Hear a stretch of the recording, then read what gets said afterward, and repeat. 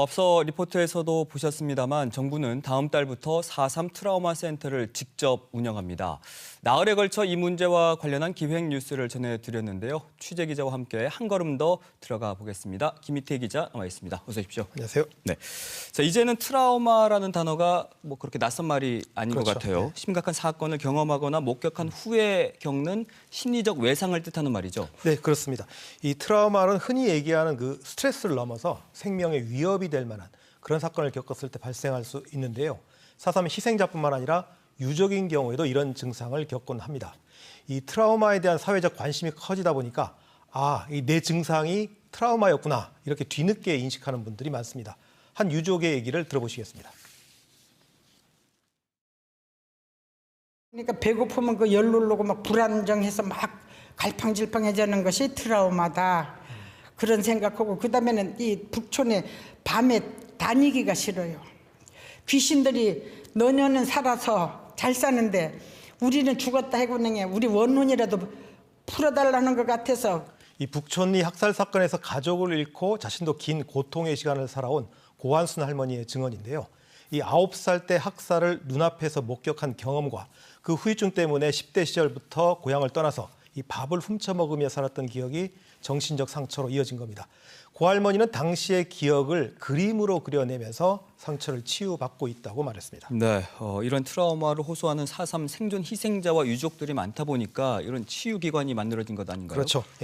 이 국가폭력으로 발생한 트라우마를 국가에서 책임지고 치유해야 한다는 목소리가 커지면서 문재인 대통령이 2017년 대선 공약으로 국가 트라우마 센터 설립을 약속했습니다. 이를 계기로 해서 2020년 5월 제주에 4.3 트라우마 센터가 문을 열었습니다. 이 지난 4년간은 4.3 평화재단에서 위탁받아서 시범 사업으로 운영해 왔습니다. 지난 4년을 어떻게 평가하고 있는지 들어보시겠습니다. 네.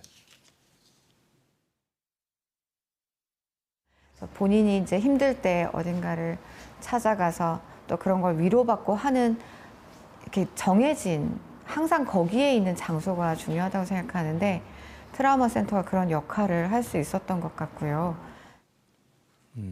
필요할 때 그 자리에 항상 있는 존재, 그런 역할을 해왔다라는 평가인데 광주에도 트라우마 센터가 있잖아요. 그럼 네. 여기는 광주 5.18 민주화운동 피해자들을 위해 만든 건가요? 네, 맞습니다. 이 광주 트라우마 센터는 2012년 국가폭력 트라우마 치유기관으로는 처음으로 문을 열었습니다. 제주보다 8년이나 앞서 시작한 건데요. 이 중간에 국비 지원이 끊기는 우여곡절을 겪기도 했습니다.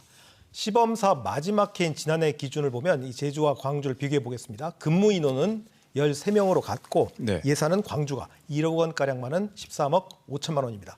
이 국비와 지방비를 50대 50으로 출연하는 점 역시 똑같습니다. 네, 이렇게 시범 사업으로 운영해왔던 광주와 제주 트라우마 센터를 정부가 올해부터 이제 직접 운영하겠다라는 건데 정확히 언제부터인가요? 이 질문에 명쾌한 답변을 드리기가 쉽지 않습니다. 왜냐하면 이게 올해 예산 규모를 확정하지 못했기 때문입니다. 이 정부는 국립화 이후에도 국비 부담액을 지난해 수준에서 동결했습니다. 나머지 부족한 부분은 지방비로 내라는 건데요. 이 광주광역시와 제주도가 반발할 수밖에 없습니다. 이 예산을 확정하지 못하다 보니까 인력 채용이나 프로그램 계획 역시 정할 수 없는 상황입니다.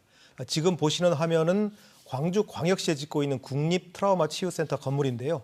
행정안전부는 지난 2월에 이 센터를 총괄할 책임자로 행정안전부 공무원 출신의 원장을 임명했습니다. 신임 원장은 현재 광주트라우마센터에 출근하고 있고요. 이사 9명도 뽑아서 이사회도 열었습니다. 정부는 다음 달 5.18 민주화운동 기념일에 맞춰서 국립치유센터 문을 연다는 계획을 세워놓고 있기는 합니다. 이게 좀 이해하기 힘든 상황이네요. 국립이라면 정부가 모든 걸 다 책임져야 하는데 국비는 동결하고 지방비로 나머지를 부담해라 이거잖아요. 예. 그러면 별반 시범 사업 때와 다를 게 없이 그냥 통제권만 갖겠다라는 의미인 것 같아요. 그렇습니다. 그 때문에 제주도나 광주광역시가 모두 강력하게 반발하고 있는 겁니다. 이 지방자치법엔 국가기관의 운영 비용을 지방자치단체에 넘기지 않도록 하고 있습니다. 그것도 임의 규정이 아니라 강제 규정입니다. 반면 기획재정부는 국립치유센터의 근거 법률에 이 지방자치단체도 보조할 수 있다 이런 규정을 근거로 내세우고 있습니다. 이런 임의 규정을 근거로 예산 부담을 지방자치단체에 떠넘기고 통제권만 행사하려는 거 아니냐 이런 비판이 나오고 있습니다. 해명을 한번 들어봤습니다.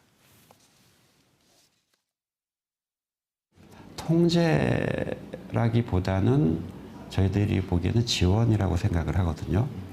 기존에 하던 것들에 뭐 제약이 있다라고 하면 저희가 나서서 풀어주는 방향으로 가고요. 잘하는 사업들은 더 활성화시키고. 네, 이 통제가 아니라 지원을 하겠다라는 약속이 꼭 지켜졌으면 하는 바람이고요. 저는 또 하나 궁금한 게 조직 체계 문제거든요. 네. 그러니까 어제 추념식에서 4.3 유족회장이 국립트라우마센터의 제주 분원을 본원으로 해달라라고 요청을 했거든요. 네. 이건 어떤 의미인가요? 이 문제를 이해하시려면 국립치유센터의 설립 과정을 좀 돌아봐야 합니다. 시범 사업으로 운영 중인 트라우마 센터를 국립화해야 한다는 요구는 2017년 문재인 정부의 100대 국정과제에 포함됩니다.